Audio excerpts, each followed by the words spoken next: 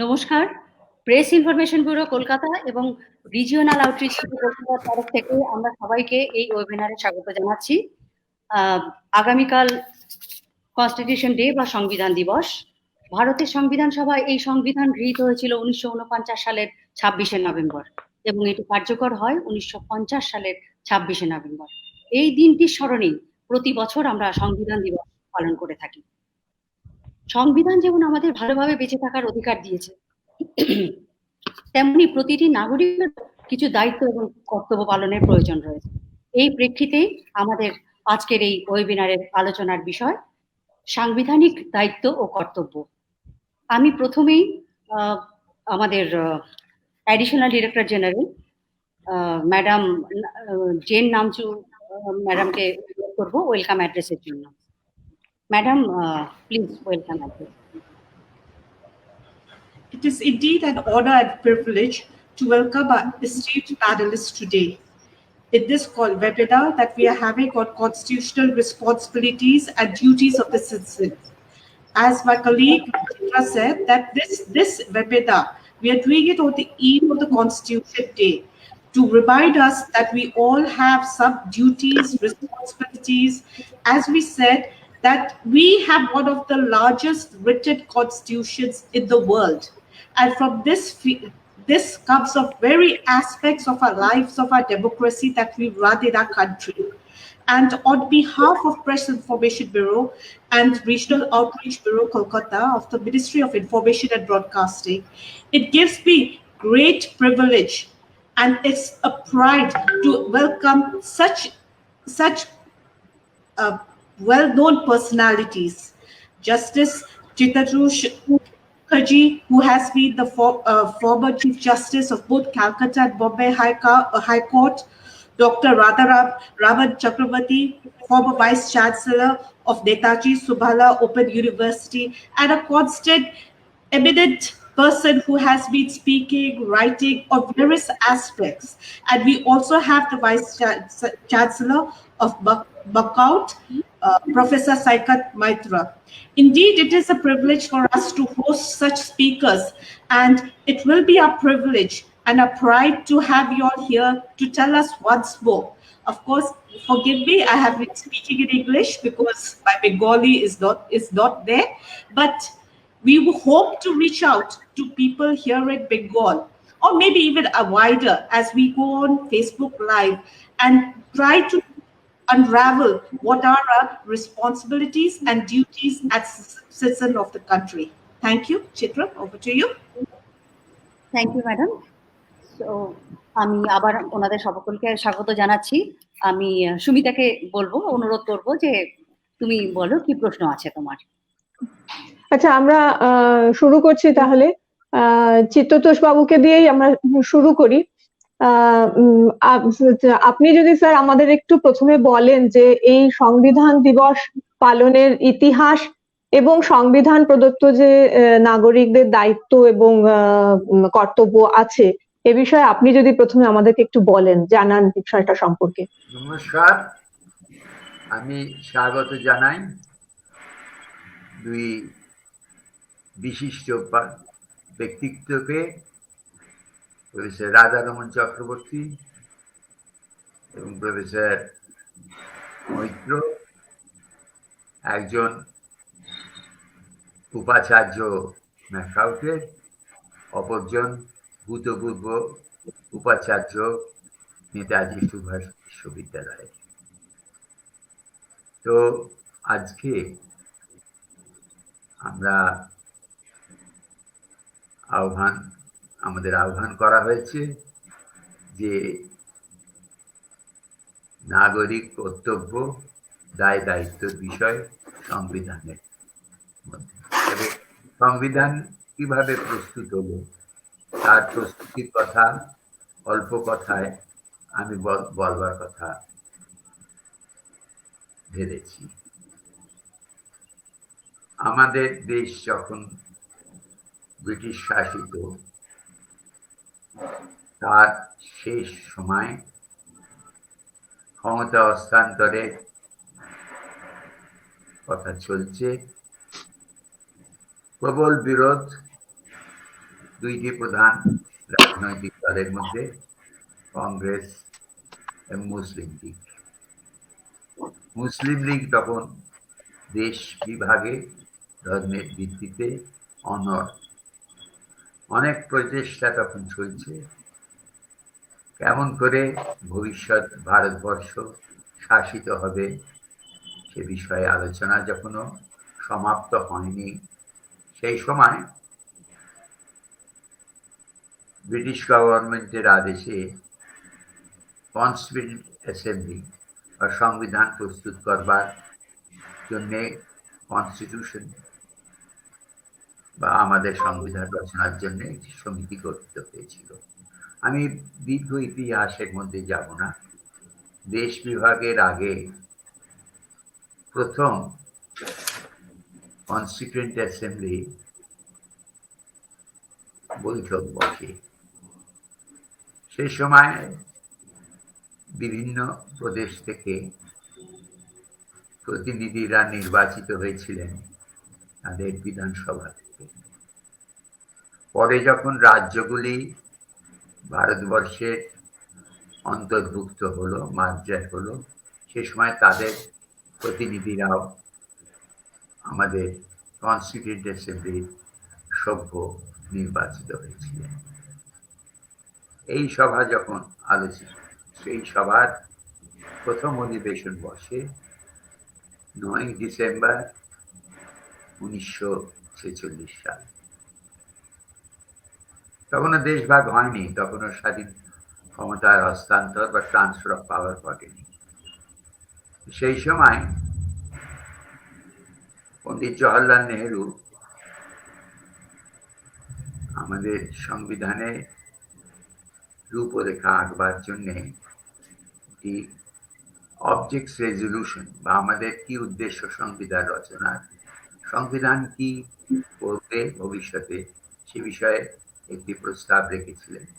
সেটি অবশ্যই অনেক কিছু পরে পাশ হয়েছিল এবং এইগুলি আমাদের যখন পরে সংবিধান রচিত হলো সেই সময় আমাদের প্রিয়াম্বল বা সংবিধানের প্রস্তাবনায় মোটামুটি বর্ণিত হয়েছে বা লেখা হয়েছে।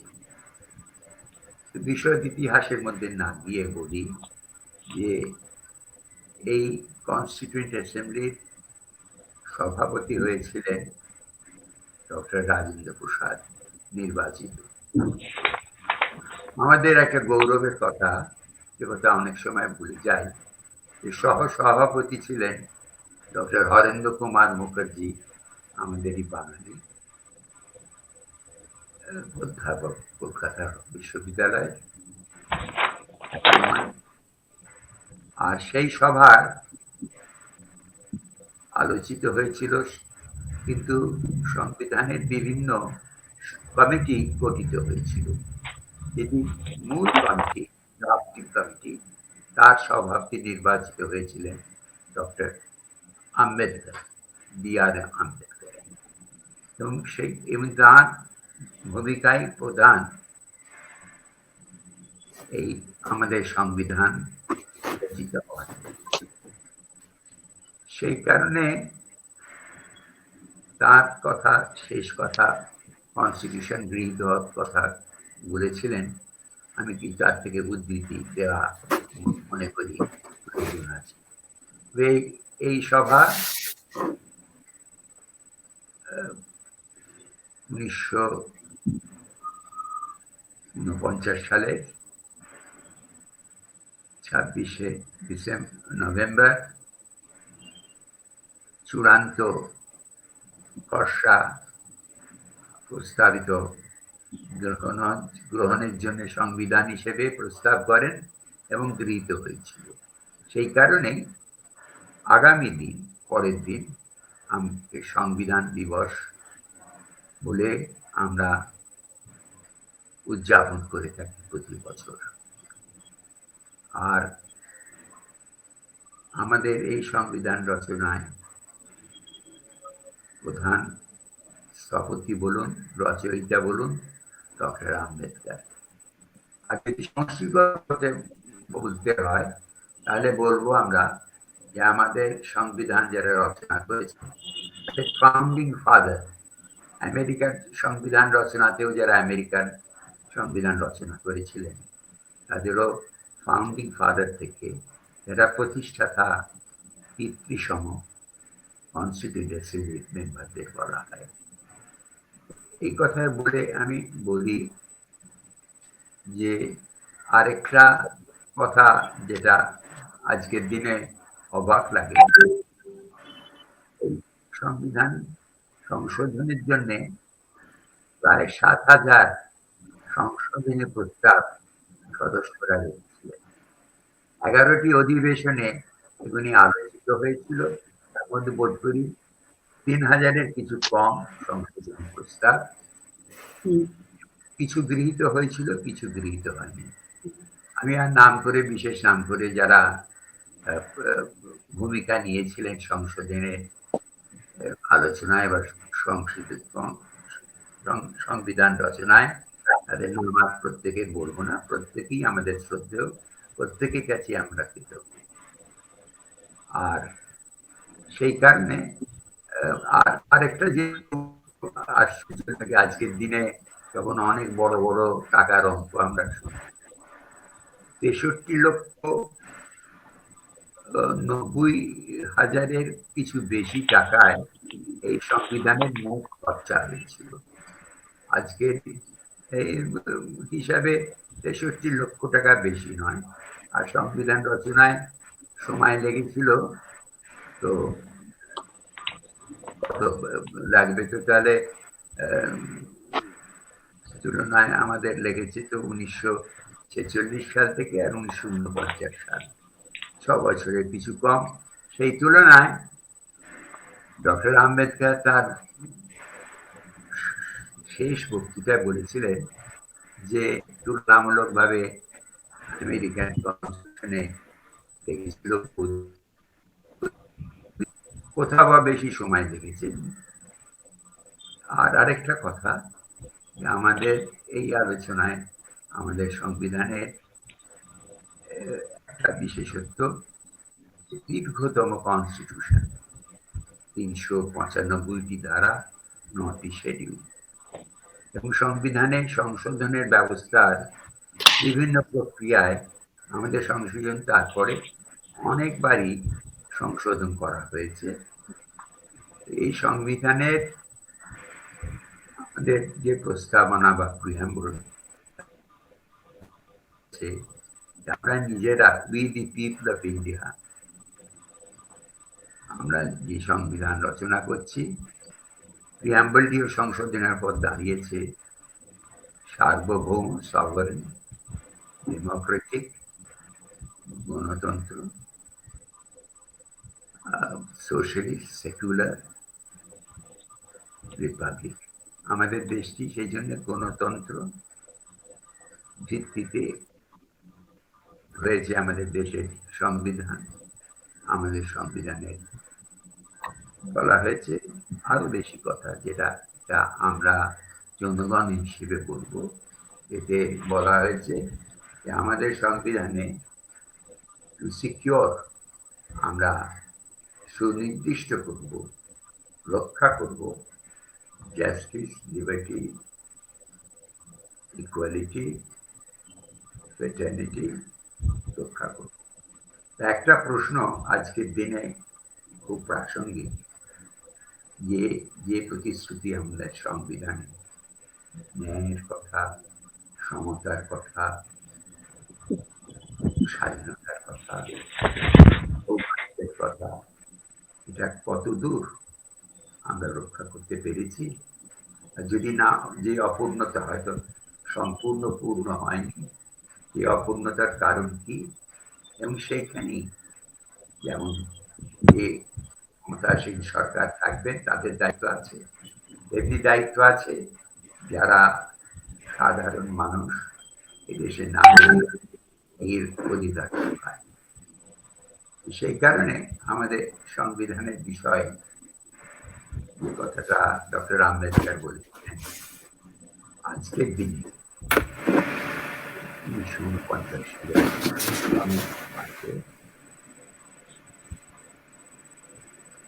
সংবিধান চূড়ান্তভাবে গৃহীত হওয়ার আগের দিন যে আমাদের দেশে এই সংবিধান দ্বারা আমরা রাজনৈতিক ইকুয়ালিটি, পলিটিক্যাল ইকুয়ালিটি, রাজনৈতিক সমতা করবার প্রচেষ্টা করেছি এবং বিভিন্ন ধারায় সেগুলি উল্লেখিত হয়েছে, আজকে আলোচিত হবে কয়েকটি ধারা। কিন্তু আমাদের দেশে সামাজিক ন্যায়, সামাজিক সমতা করা হয়নি। যদি দেশ এই সংবিধান রক্ষা করতে হয় তাহলে পরে কিন্তু আমাদের পক্ষে দায়িত্ব হচ্ছে সামাজিক ন্যায়ের, সৌভ্রাত্রের, তা নাহলে সংবিধান রক্ষা করা সম্ভব।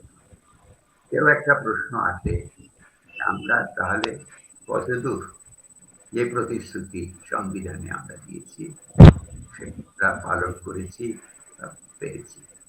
বিশদ আলোচনা আজ করব না। সেইখানে যেমন সরকারের দায়িত্ব আছে তেমন কর্তব্য আছে আমাদের সংবিধানে রক্ষার এবং তাকে জীবনের মধ্যে প্রতিফলিত করার কার্যে, চিন্তায় দ্বারা। আর সেই কারণে আমাদের সংবিধানে যেমন গণতন্ত্র হয়েছে, যাতে ক্ষমতা দেয়া হয়েছে, আসল ক্ষমতা যারা দেশ পরিচালনা করবেন, ক্যাবিনেট বা মন্ত্রিসভাকে। ক্ষমতা আমাদের দেশে সেপারেশন বা ক্ষমতা ভাগ করে দেওয়া হয়েছে তিনটি স্তম্ভকে, এক্সিকিউটিভ, লেজিসলেচার আর জুডিশিয়ারি মধ্যে। কিন্তু ন্যায় বিচারের প্রতিশ্রুতি যেটা আমাদের সংবিধানের প্রস্তাবনায় দেওয়া হয়েছে আমাদের তৃতীয় ভাগে, সেই কারণে মৌলিক অধিকার বা ফান্ডামেন্টাল রাইটস যেগুলি বর্ণিত হয়েছে, আমি এখন বিশদভাবে বলছি না, বিশদভাবে সেগুলি বর্ণিত হয়েছে, তার রক্ষার জন্য আদালত, সুপ্রিম কোর্ট এবং হাইকোর্টগুলি তার নিজের নিজের এলাকায় তাদের দায়িত্ব দেওয়া হয়েছে। অতএব যে ন্যায় বিচারের প্রতিশ্রুতি আমাদের প্রস্তাবনায় আছে তাকে কার্যকরী করতে আদালতকে অধিকার দেওয়া হয়েছে ন্যায় বিচার রক্ষায়, এবং বিপন্ন হলে মানুষের আদালতের দ্বারস্থ হওয়ার। তাছাড়া আমাদের সংবিধানে directive principle of state policy যেগুলি আছে, নির্দেশনা দেশ শাসনে, তাতে যারা শাসন করবেন তাদেরও দায়িত্ব দেওয়া হয়েছে বিভিন্ন উপায়ে কেমন করে এই দ্বারা তাদের রাজ্য শাসনে সেইগুলি রূপায়িত করবেন। আর আমাদের 42তম সংশোধনের পরে বিশেষ করে আমরা যারা নাগরিক তাদের ফান্ডামেন্টাল ডিউটিস বলে কতগুলি কর্তব্যের কথা বলা হয়েছে, যেগুলি আমাদের পালনীয় যারা নাগরিক, এবং তাদের এইগুলির জন্য আদালতে গিয়ে দ্বারস্থ হওয়ার কথা বলা নেই যদিও, কিন্তু যেসব আইনের ভিত্তিতে এই দায়িত্বগুলি অপর নাগরিকের উপর ন্যস্ত হয়েছে তার জন্য কিন্তু বিশেষ বিশেষ আইন আছে। অতএব তাছাড়া কতগুলো ফান্ডামেন্টাল রাইট যে আলোচিত হবে পার্ট 3-তে বা মৌলিক কর্তব্য, তার মধ্যে কয়েকটি কিন্তু শুধু সরকার নয়, যারা নাগরিক তাদেরও কর্তব্য, সেগুলো অবশ্য পালনীয়। সবগুলি কিন্তু প্রধানত সরকারি দায়িত্বের কথাই তৃতীয় ভাগের সংবিধানে বলা হয়েছে।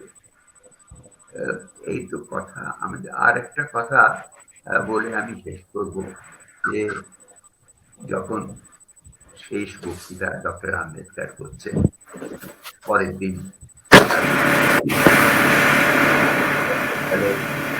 ডক্টর রাজেন্দ্র প্রসাদ বক্তৃতা করছেন। দুজনের কাছেই প্রশ্ন উত্থাপিত হয়েছিল যে আমরা তো সংবিধান করলাম, তো সংবিধান কি আমাদের স্বাধীনতাকে রাখতে সহায়তা করবে, না আমরা আবার স্বাধীনতা থেকে পরাধীনতায় পরাধীন হয়ে পড়ব দেশ?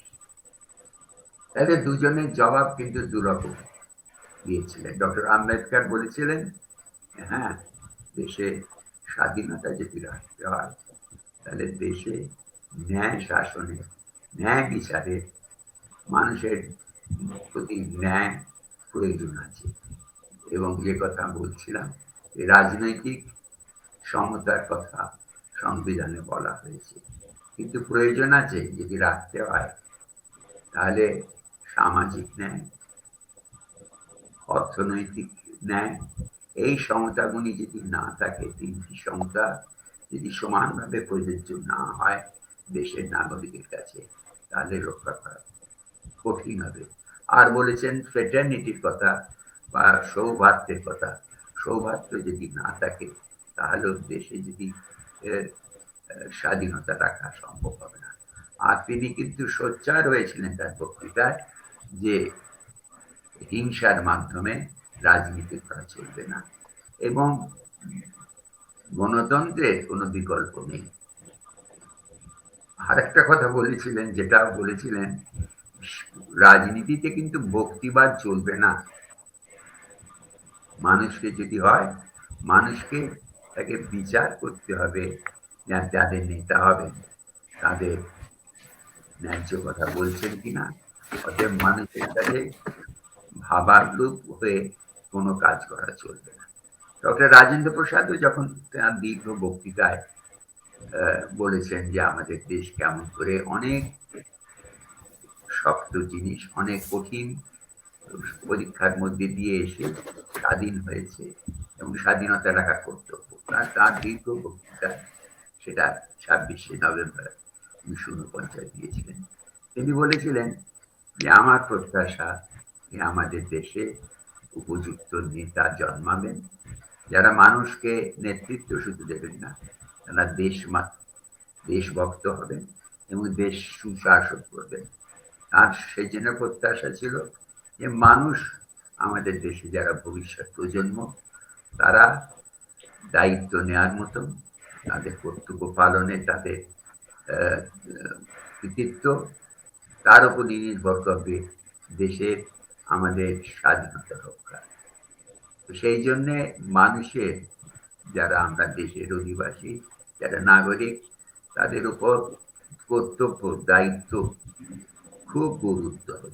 এবং আমি প্রত্যাশা করব আজকের দিনে, শুধু সেই দিনে যেদিন সংবিধান গৃহীত হয়েছিল, আগামী দিন সেই দিনকে শুধু স্মরণ করা নয়, আমাদের আজকে নতুন করে নিজেদের কর্তব্যের কথা স্মরণ করা, নিজেদের নতুন করে ইংরেজি কথা বলতে গেলে ডেডিকেট করার প্রয়োজন আছে।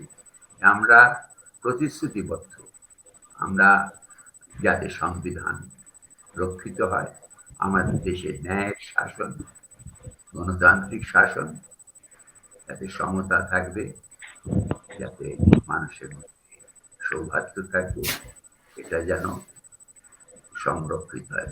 আর দুটো কথা বলে আমি শেষ করি, হয়তো আমি একটু দীর্ঘায়িত করলাম আমার কথা, যে আমাদের দেশের সংবিধানের সাফল্যের কথা বলতে গিয়ে হয়তো যতটা আমরা চেয়েছিলাম ততটা পাইনি। পণ্ডিত নেহরুর কথা বলতে গেলে নট ইন ফুল মেজার, তিনি তার মিডনাইট স্পিচে অন্য বক্তৃতা করেছিলেন, not in full measure but in সাবস্ট্যান্সিয়ালি আমরা স্বাধীনতা পাচ্ছি যা প্রত্যাশা করেছিলাম। সেই কারণে আজকে আমাদের যেটুকু সাফল্য হয়েছে, বলবো যে আমাদের সাফল্য এইটা যে আমরা গণতন্ত্র রক্ষা করতে পেরেছি। তার মধ্যে যতটুকুই বা ত্রুটি থাকুক, তবু ভোট হয়েছে, বিভিন্ন সময় ভোট হচ্ছে, যখন আমাদের পার্শ্ববর্তী দেশগুলোয়, প্রতিবেশী দেশে গণতন্ত্র সব সময় রক্ষা করতে পারেনি। আমাদের কিন্তু নিয়মিত ইলেকশন বা নির্বাচন করে অন্তত বলেছেন মানুষের অ্যাডাল্ট সাফরেজ বা যারা প্রাপ্তবয়স্কের ভোটাধিকার দিয়েছি, নারীদের অধিকারের কথা আমরা প্রচেষ্টা হচ্ছে, যদিও তার মধ্যে অনেক ত্রুটি, অনেক আমি জানি ক্ষুণ্ণতা আছে, এই জন্য আমাদের সাফল্য হয়েছে, কিন্তু তাতে সন্তুষ্টির কোনো কারণ নেই। সতত প্রচেষ্টা নিয়ত আমরা সংগ্রাম করব, যাতে যে সংবিধানে আমরা যা রচনা করেছি সেটা যেন কার্যকরী হয় এবং সংবিধান রক্ষিত হয়, দেশের সম্মান উচ্চতর হোক। আমি আপনাদের সকলকে আমার শুভেচ্ছা জানাই। নমস্কার। অনেক ধন্যবাদ।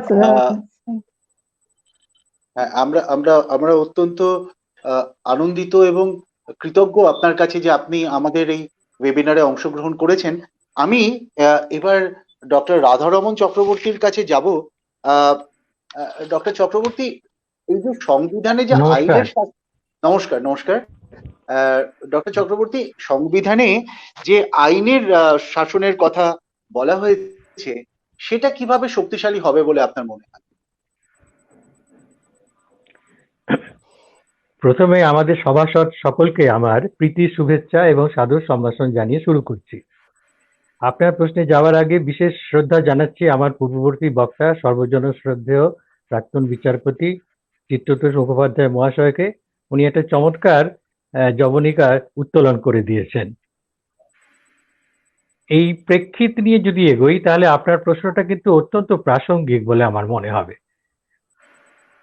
আমি এই কথা বলে শুরু করতে চাই যে যারা আমাদের সংবিধান রচনা করেছিলেন তারা অনেক বিবেচনা, অনেক পরিশ্রম করে এবং নানা দিক সমস্যার কথা মাথায় রেখে তারা এই সংবিধানটা রচনা করলেন এবং তাদের দূরদৃষ্টি এমনই ছিল যে ধরুন আমাদের সংবিধানের অনেক সংশোধন হয়েছে ঠিকই, কিন্তু মূল যে সংবিধান ৩৯৫টি ধারা নিয়ে শুরু হয়েছিল সেটি আজও পর্যন্ত আসল কাঠামো হিসেবে দাঁড়িয়ে আছে।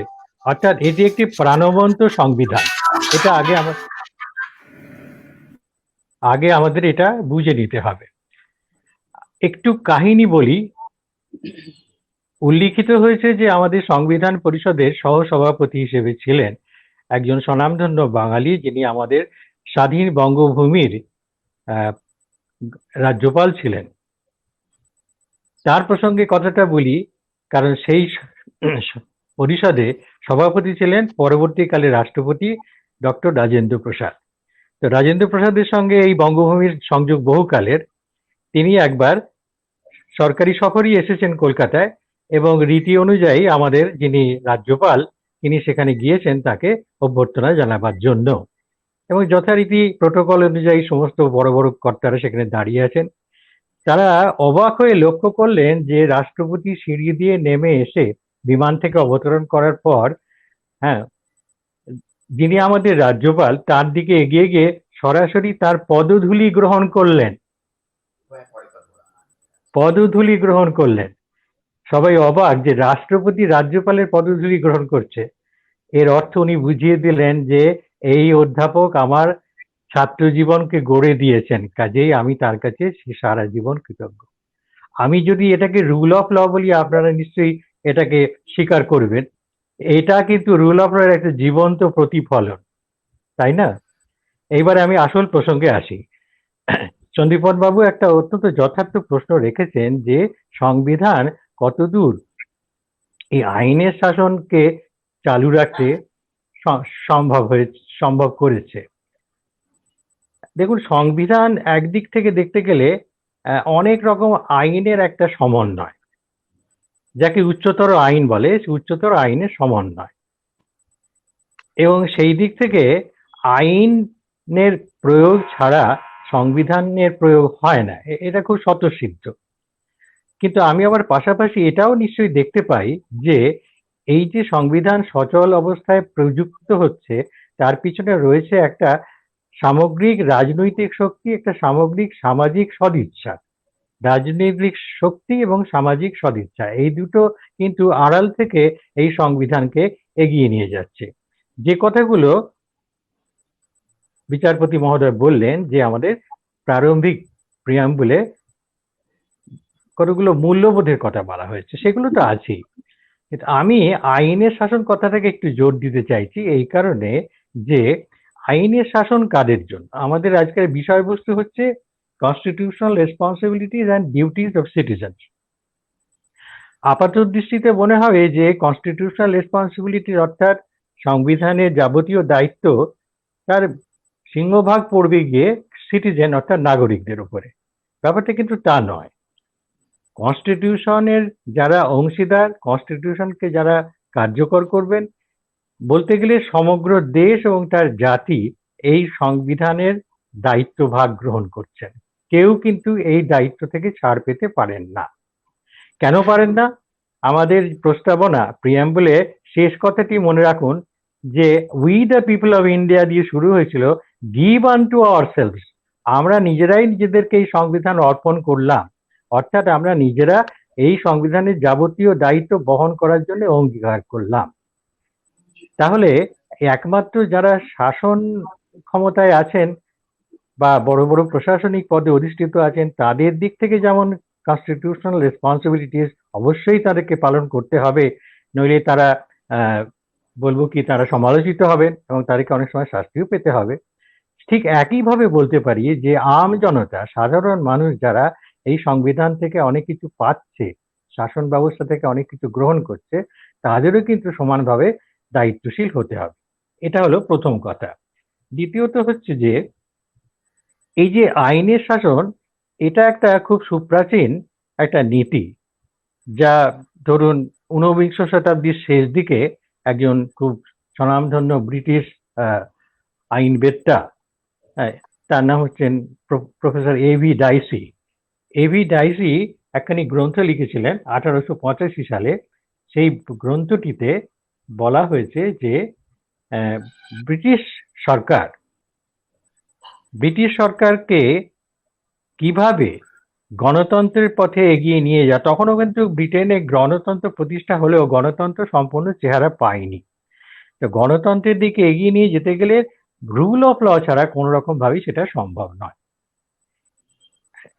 সেই সময়ে এভিডাইসির সময় রুল অফ ল এর কিন্তু একটা সংকীর্ণ অর্থ ছিল। সে অর্থটা কি না, যে যারা সাংবিধানিক দায়িত্ব গ্রহণ করেছেন, সাংবিধানিক পদে অধিষ্ঠিত আছেন, তাদেরকে কিন্তু কঠোরভাবে নিয়ম মেনে চলতে হবে। এটা হলো একটা কথা। কোনোভাবেই তাদের এই সাংবিধানিক আইন কানুন এবং বাধ্যবাধকতা থেকে রেহাই নেই, এইটা একটা। আর একটা হচ্ছে যে কোনো মানুষই তিনি যে যত ক্ষমতাবানই হন না কেন বা যত সাধারণই হন না কেন, তিনি কোনোভাবেই কিন্তু এই আইনের শাসনের বাইরে যেতে পারেন না। সেই কারণে সমস্ত আইন সকলকার দিকে সমানভাবে প্রযোজ্য। আর ওই শাসকদের দায়িত্বের কথা বলতে গিয়ে বিশেষভাবে তিনি চিহ্নিত করেছেন যে কোনোভাবেই যেন কোনো নাগরিকের জীবন এবং তার যে অবস্থান, তার সম্পদ, তার স্বাধীনতা, এটা যেন কোনো রকম অন্যায়ভাবে যেন ক্ষুণ্ণ না হয়। অন্যায়ভাবে কথাটার মধ্যে কিন্তু আইনের শাসন আছে। আজকের দিনে আমরা কিন্তু অন্য পরিভাষায় এটাকে পাচ্ছি, যেটা হচ্ছে মানুষের জীবনের অধিকার। দেখুন, সংবিধান যারা প্রয়োগ করছেন তার একটা মস্ত বড় জায়গা নিয়ে আছেন আমাদের ন্যায়ালয়।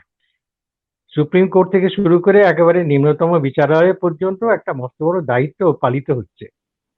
তো এই যে কথাটা যে রাইট টু লাইফ যদি একটা মস্ত বড় অধিকার হিসেবে স্বীকৃত হয়, আজকে দেখুন আমাদের সুপ্রিম কোর্টে রাইট টু লাইফ কেবলমাত্র প্রাণ বাঁচানোর অধিকার বলে মনে করছেন না।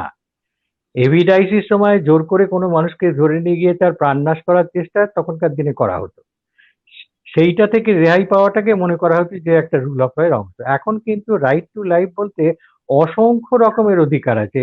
এবং এই শেষ যে একটি রায় শোনা গেছে, তাতে আমাদের অবাক লেগেছে যে কোনো মানুষের সুখে এবং শান্তিতে নিদ্রা যাওয়ার এবং অতি পরিশুদ্ধ বায়ু নিঃশ্বাস প্রশ্বাসে গ্রহণ করার অধিকারও কিন্তু রাইট টু লাইফের মধ্যে পড়ে। তাহলে এভিডাইসির পথ অনুসরণ করে আজকে আমরা কোথায় এসে দাঁড়ালাম দেখুন, যে এত বড় একটা বিরাট দায়িত্ব কিন্তু সকলকে পালন করতে হচ্ছে। এইবার দেখুন, একদিকে সরকার, একদিকে আমাদের সাধারণ মানুষ, নাগরিক। আপনি কি করে আশা করবেন যে আপনি নিশ্চিন্তে শান্তিতে নিদ্রা যাবেন যদি চতুষ্পার্শ্বে মানুষজন নানা রকম ঢাকবাদ্যি অত্যন্ত উচ্চ স্বরে বাজাতে থাকে, বাজি পটকা পোড়াতে থাকে এবং বায়ু দূষণ করতে থাকে? আপনি কিভাবে পরিশুদ্ধ বায়ু সেবন করবেন? তাহলে কিন্তু দায়িত্বটা উভয় ক্ষেত্রেই পড়ছে। শুধু সরকারই সমস্ত কিছু দায়িত্ব নেবেন এবং মানুষজন নেবেন না, শুধু সুবিধা সুযোগ ভোগ করবেন তা কিন্তু নয়। সুপ্রিম কোর্টের কথা আমি বারবারই আসবো, তার কারণ হচ্ছে যে এই সুপ্রিম কোর্ট এবং হাইকোর্ট এই দুটি উচ্চ ন্যায়ালয় এরা একেবারে মন দিয়ে সংবিধান যেমন অধ্যয়ন করেছেন, তেমনি প্রত্যেকটি ক্ষেত্রে নাগরিকের অধিকার এবং রাষ্ট্রের দায়িত্ব দুটোকে স্পষ্ট করে যাচ্ছে। আচ্ছা, এইবার দেখি যে আজকের দিনে রুল অফ ল, আমি বলছি যে আগেকার দিনে রুল অফ ল যেটা সংকীর্ণ অর্থে ব্যবহার হতো, এখন তার থেকে অনেক প্রসারিত অর্থে ব্যবহৃত হচ্ছে। কিরকম ভাবে দেখুন, যেমন এই যে ইকুয়াল প্রোটেকশন অফ ল, সেটা ডাইসির মধ্যে ছিল যে কোনো মানুষই আইনের বাইরে নন, সকলেই সমানভাবে তার প্রতি দায়িত্বশীল। ইকুয়াল প্রোটেকশন অফ ল এর কিন্তু এখন নানা রকমের হেরফের হয়েছে। এখানে আমাদের ন্যায়ালয় যে ব্যাখ্যা দিচ্ছেন তাতে বলা হচ্ছে যে yes, equality before the law definitely, but equality for all equals. You can't think of equality between unequal people. অর্থাৎ যিনি ধনী যিনি দরিদ্র তার মধ্যে ইকুয়ালিটির প্রশ্ন ওঠে না। যদি তা না ওঠে তাহলে আমি যে আইন দিয়ে ধনীকে বিচার করি সেই আইন দিয়ে যদি দরিদ্রকে বিচার করি, যে সুযোগ ধনীকে দিচ্ছি না, দরিদ্রকে যদি সেই সুযোগ না দিই, তাহলে কিন্তু একটা অপলাপ হবে এবং আইনের খেলাপ হবে। এখন কিন্তু একেবারে দৃষ্টিভঙ্গিটা বদলে গেছে। সুতরাং আমি যদি, অর্থাৎ আমাদের সংবিধান প্রণেতাদের অনুসরণ করে যদি বিচারালয় স্থির করেন যে তারা বিশেষ বিশেষ কতগুলো সুবিধা সুযোগ সরকারকে দিতে বলবেন, এবং সরকার যদি দেয়, এবং যদি সরকার সংস্কারমূলক নানা রকমের আইন ইত্যাদি প্রণয়ন করে বলেন যে যারা অত্যন্ত ধনবান বিত্তবান তাদের নানাভাবে সম্পত্তি যে ভোগ করে এসেছেন তাদের সেই সম্পত্তির একটা অংশ কর বা অন্যান্য নানাভাবে তারা তুলে নেবেন, এবং তেমনকি তাদের সম্পত্তি বাজেয়াপ্ত করতে পারেন। প্রয়োজনে সরকারি উদ্যোগ হবে, সে একটা কারখানা হবে, দরকার হলে তার জমি সেখান থেকে নিয়ে নেওয়া হবে। রাস্তাঘাট হলে পরে সেখানে যদি অন্য কোনো ধর্মস্থান বা অন্য কিছু থাকে সেগুলোকে সরাতে হবে। সেই কাজকর্মগুলো করতে গেলেই কিন্তু একদল লোকের উপর চাপটা পড়ছে। এখানে কিন্তু ইকুয়ালিটি অফ ল ওই আক্ষরিক অর্থে ব্যবহার করা হচ্ছে না।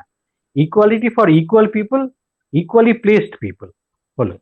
এখানে দেখছি আমরা যে আমরা কিন্তু অনেক দূর এগিয়ে গেলাম অন্য একটা ভিন্ন ধারণাতে, যাতে করে রুল অফ লটা প্রতিফলিত হচ্ছে। আচ্ছা, এইবার আইনের শাসন, যে কোনো রকমের আইনের শাসন হলে পরেই চলবে? ধরুন, আইন মাত্রই যে ভালো আইন তা তো নয়। আইন প্রণেতারা হয়তো অনেক ভাবনা চিন্তা করে একটা আইন করেন, কিন্তু আমরা অনেক ক্ষেত্রেই দেখি যে তারা আজ পর্যন্ত যতগুলো আইন করছেন তার অধিকাংশের মধ্যে এত ফাঁক থাকে যে বলার কথা নয়। হ্যাঁ, এক সময় এক্সপার্টরা মানে ব্যঙ্গ করে বলতেন যে the Indian constitution is the celestial place, যেন স্বর্গ কাদের? উকিলদের জন্যে। খালি মামলা মোকদ্দমা সৃষ্টি করার যেন একটা জায়গা। কেমন? তা সেইভাবে কিন্তু ভাবলে হবে না, বুঝতে হবে যে কি ধরনের আইন প্রণয়ন হচ্ছে।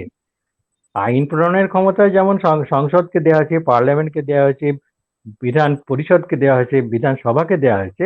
তারা একটা আইন পাশ করে দিলেন বলি কি একেবারে সেটা সর্বজন্য গ্রাহ্য হলো, এবং যে কোনো আইন সে যতই মানে কি বলবো অত্যাচারমূলক হোক বা তার থেকে যদি কোনো রকমের অহিত সাধন হতে থাকে, তাহলে কি সেটা মানুষ মানতে বাধ্য হবে? অবশ্যই না। তাহলে সেটা কিন্তু আইনের শাসন নয়। আইনের শাসন ওই অর্থে নয়। কেমন আইন ভালো আইন কিনা, মানুষের হিত সাধন করছে কিনা, এবং কিভাবে সেটা বোঝা যাবে, তার জন্য আমাদের লক্ষ্য রাখতে হবে সংবিধানের প্রস্তাবনায় যেসব কথা বলা হয়েছে, লক্ষ্য রাখতে হবে সংবিধানের যে চতুর্থ অংশ যেখানে ডাইরেক্টিভ প্রিন্সিপালস অফ স্টেট বলা হয়েছে। অনেকে বলেন যে ওগুলো সবসময় পালিত নাও হতে পারে, তা নিয়ে কোর্টে যাওয়া যাবে না। বিচারক মুখোপাধ্যায় বললেন যে ডিউটিজ অফ সিটিজেন্স নিয়ে কিন্তু আদালতের দ্বারস্থ হওয়ার কোনো জায়গা নেই, না থাকতে পারে। কিন্তু সরকার যখন কোনো কাজ করছেন এবং যে কাজটা মানুষের কল্যাণের পরিপন্থী বিরুদ্ধে যাচ্ছে, মানুষের পক্ষে সেটা সহনশীলতার বাইরে চলে যাচ্ছে, তখন কিন্তু বিচারালয় কোনোভাবেই ছাড়লে চলবে না। তাদের একটা বড় দায়িত্ব রয়ে গেছে যে কিভাবে সেই আইনকে হয় বাতিল করা, আর না হলে সেই আইনকে সংশোধন করার জন্য সরকারকে নির্দেশ। আমরা ভুরি প্রমাণ পাচ্ছি, আমি আর সেই দৃষ্টান্তে যাব না। এইভাবেই কিন্তু আমাদের সংবিধান এগিয়ে চলেছে। যে বইখানা আছে সেই বইখানা আমাদের ধর্মগ্রন্থ। হ্যাঁ, অনেকেই বলেন যে আমাদের যদি কোনো ধর্মগ্রন্থ থাকে সেই ধর্মগ্রন্থটা হচ্ছে আমাদের কনস্টিটিউশন, অবশ্যই অবশ্যই কোনো সন্দেহ নেই, কিন্তু এই ধর্মগ্রন্থটাই সব নয়। এই ধর্মগ্রন্থকে পালন করার যে ধর্ম সেটাও একটা ধর্ম। তৃতীয় যে কথাটা আমার মনে আসছে সেটা হলো যে তাহলে সরকার তো নিষ্ক্রিয় নয়, সরকারকে অনেক রকমের কাজকর্ম করতে হবে, তবেই তো সংবিধানের আদর্শ প্রতিপালিত হবে, তবেই তো মানুষের আশা আকাঙ্ক্ষা পূর্ণ হবে, তবেই তো দায়িত্বশীল সরকার বলে নিজেদের প্রমাণ দিতে পারবেন। এখন সরকার ধরুন অনেক রকমের কাজকর্ম করতে শুরু করলেন, যাকে বলে ওভার অ্যাক্টিভিজম। আবার সরকার হাত গুটিয়ে বসলেন, দরকারি কাজগুলো করলেনই না। এই আন্ডার অ্যাক্টিভিজম এবং ওভার অ্যাক্টিভিজম এই দুটো জায়গা থেকে কিন্তু সরকারকে সরিয়ে আনতে হবে। কে সরিয়ে আনবে?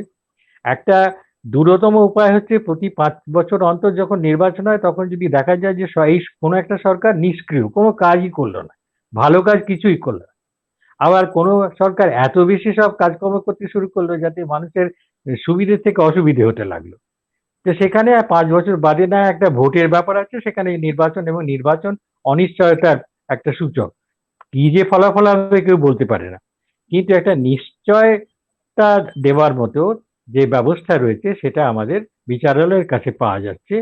আমরা দেখেছি যে বিচারালয়ের একটা বিশেষ বিশেষ অধিকার আছে, যে অধিকার কিন্তু চট করে প্রয়োগ তারা করেন না, কিন্তু সেটা তাদের বিশেষ অধিকার। সেই অধিকার হচ্ছে জুডিশিয়াল রিভিউ।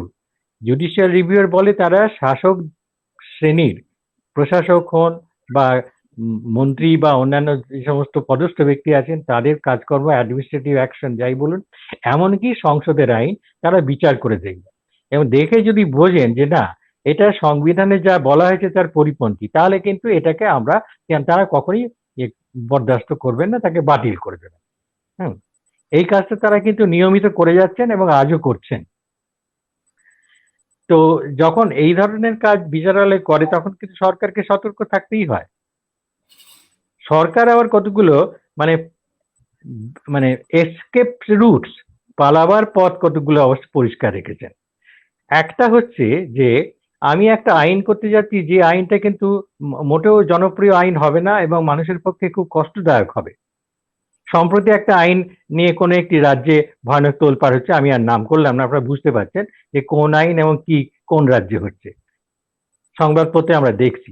এখন ধরুন যে এই আইনটা সংবিধান বিরোধী বোঝা যাচ্ছে, একজন যিনি ওখানে রাজ্যপাল আছেন তিনি বলতে পারেন যে দেখো এই আইন কিন্তু পাশ করলে পরে সংবিধান বিরোধী একটা কাজ হয়ে যাবে, আমি এটাতে সম্মতি দেব না। ওটা সঙ্গে সঙ্গে রাজনৈতিক প্রশ্নে পরিণত হয়ে যায় যে ওই রাজ্যপাল কেন্দ্র থেকে এসেছেন, সেই জন্য তিনি একটা বিশেষ দৃষ্টিভঙ্গি গ্রহণ করেছেন। তিনি তা হয়তো না করছেন, তিনি হয়তো আইনের কথাই বলছেন, কিন্তু রাজনৈতিক দিক থেকে তাকে কোণঠাসা করা হলো। আচ্ছা ঠিক আছে, তিনি কি করবেন? তিনি সই দেবেন না, তিনি প্রয়োজনে সেই আইনটাকে কেন্দ্রে পাঠিয়ে দিতে পারেন। এটাও যদি না হয় তখন আলটিমেটলি কিন্তু বিচারালয় তো রয়েছে সেখানে, সরকার এখান দিয়ে একটা পালাবার পথ করে নিতে পারে, যেটাকে বলে অর্ডিন্যান্স। একটা অর্ডিন্যান্স করে দিলাম, অর্ডিন্যান্স ঠিক রইল, 6 মাস বাদে আবার বিধানসভায় সেটাকে পাস করাবার চেষ্টা করলাম, মেজরিটি আছে, আবার 6 মাস পাস করানো হলো, কিন্তু তাহলে অনন্তকাল ধরে এই জিনিস চলতে পারবে না। এইবার যে কোনো সময় যে কোনো দিক থেকে একটা মামলা মোকদ্দমা হতেই পারে, এবং রাজনৈতিক ক্ষেত্রে অনেক বিরোধী দল আছে, তারাও তো সেটা কথা বলবে না। সুতরাং একটা সব সময় প্রতিহত করার শক্তি সমাজে তৈরি হচ্ছে। আমি এই জন্যই গোড়াতেই বলেছিলাম যে সংবিধান যেমন একটা আইনের বস্তু, কিন্তু এই আইনের বস্তুকে এগিয়ে নিয়ে যাচ্ছে একটা রাজনৈতিক বাতাবরণ আর কতগুলো সামাজিক শক্তি। এই সামাজিক শক্তি হচ্ছে আমাদের মানুষের যে বোধ, বুদ্ধি এবং মতামত, তার মধ্যে দিয়ে প্রকাশিত হয়। যে দেশের মানুষ যত বেশি সজাগ, আমি বলছি না যে তাদের সবাইকে শিক্ষিত হতে হবে, সবাইকে বিশ্ববিদ্যালয়ে পড়তে হবে, তা নয়, কিন্তু সাধারণ বুদ্ধি যে সমস্ত মানুষের আছে তারা সহজেই বুঝতে পারেন যে এই কাজটা ভালো হয়নি, এটা মোটেও সমর্থনযোগ্য নয়। তার ফলে যে জনমত গঠিত হয় সেই জনমতের একটা প্রভাব এবং প্রসার আছে। আমি আবার একটা উদাহরণ দিতে যেতাম কিন্তু দেব না, কারণ আপনারা নিজেরাই সেটা ইতিমধ্যে গত কয়েক মাস ধরে যে আলোড়ন চলছে তাতে নিশ্চয়ই লক্ষ্য করেছেন। কোনো একজন সংবাদ প্রবাহের আর কি পরিচালক, তাকে নিয়ে একটা প্রবল কি বলবো বিতর্ক সৃষ্টি হয়েছে। হ্যাঁ, তিনি তার অধিকারের সীমা লঙ্ঘন করেছেন কি করেননি। হ্যাঁ, যদি প্রশ্ন ওঠে নিশ্চয়ই সেই প্রশ্নের মীমাংসা করতেই হবে, আইনের পথে মীমাংসা করতে হবে।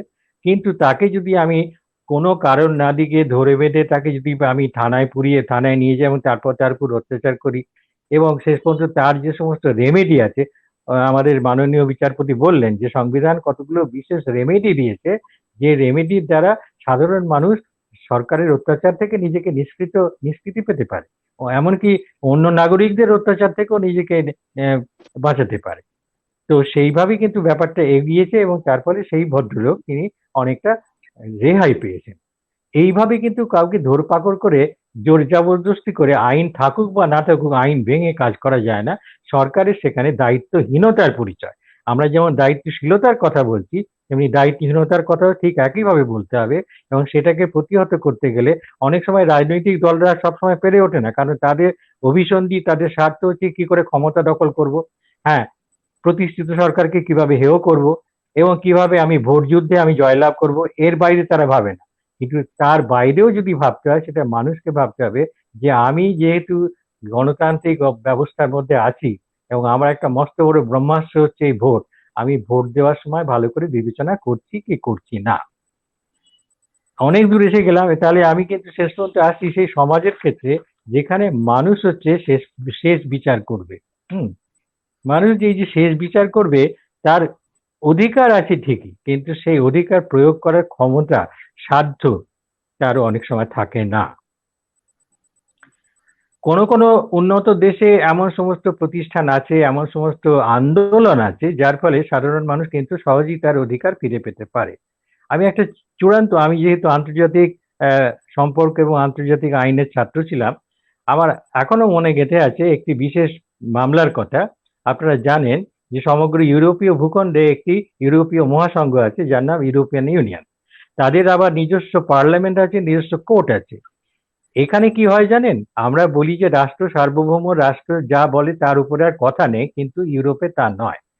কোনো একটি ইউরোপীয় দেশ, ডেনমার্ক যতদূর আমার মনে পড়ছে, সেখানে বিদ্যালয়ের ছাত্রছাত্রীদের যৌন শিক্ষার প্রবর্তনে, এবং আমরা জানি যে ডেনমার্ক হচ্ছে একটা অত্যন্ত প্রোগ্রেসিভ সোসাইটি এবং পারমিসিভ সোসাইটি যেখানে অনেক কিছু চলে। তো সেই বিদ্যালয়ে কিন্তু যে বাবা মারা ছেলে মেয়েকে পাঠাচ্ছেন তাদের মধ্যে কিছু বাবা মা তারা খুব কনজারভেটিভ, তারা চাইছেন না যে এই ধরনের শিক্ষা তাদের ছেলেমেয়েরা পাক। কিন্তু ডেনমার্কে বারবার আইনের আশ্রয় নিয়েও কিন্তু সেখানে তারা পরাজিত হলেন।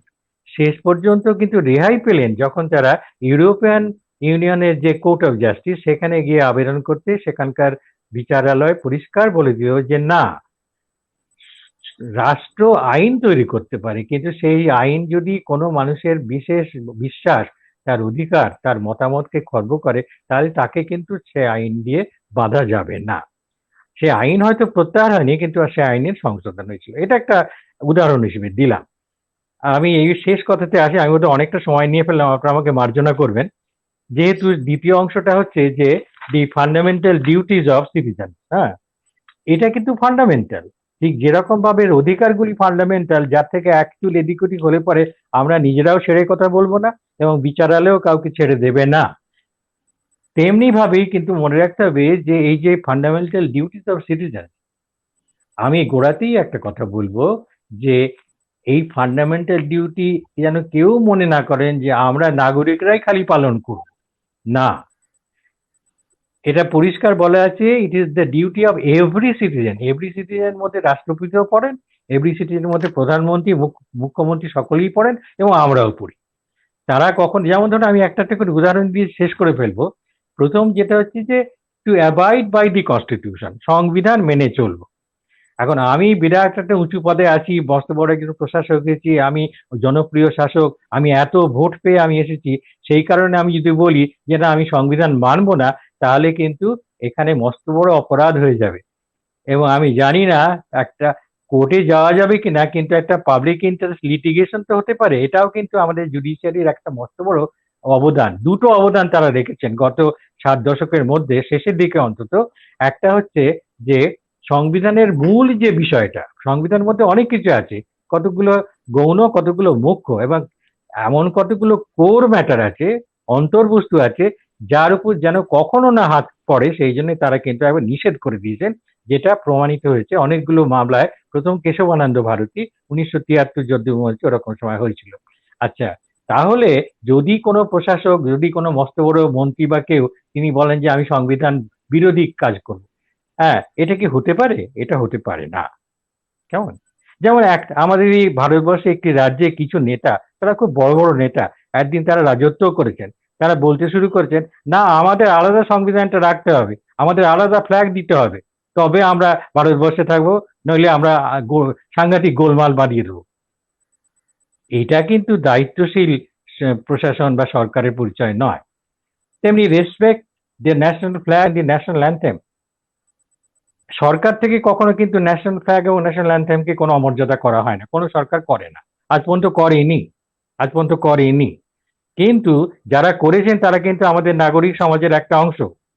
আমরা পরিষ্কার জানি যে তারা অনেকেই হল্লা করেছিলেন যে কেন সিনেমা হলে জাতীয় সঙ্গীত শোনানো হবে, কেন আমাদের উঠে দাঁড়ায়, আমি যদি উঠে না দাঁড়াই কি হয়?